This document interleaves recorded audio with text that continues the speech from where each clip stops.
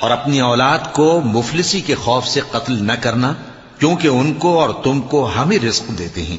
کچھ شک نہیں کہ ان کا مار ڈالنا بڑا سخت گناہ ہے، اور زنا کے پاس بھی نہ جانا کہ وہ بے حیائی ہے اور بری راہ ہے۔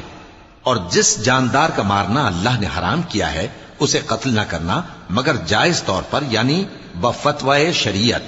اور جو شخص ظلم سے قتل کیا جائے، ہم نے اس کے وارث کو اختیار دیا ہے کہ ظالم قاتل سے بدلہ لے، تو اس کو چاہیے کہ قتل کے قصاص میں زیادتی نہ کرے کہ وہ منصور و فتح یاب ہے۔ اور یتیم کے مال کے پاس بھی نہ پھٹکنا مگر ایسے طریق سے کہ بہت بہتر ہو، یہاں تک کہ وہ جوانی کو پہنچ جائے۔ اور عہد کو پورا کرو کہ عہد کے بارے میں ضرور پرسش ہوگی۔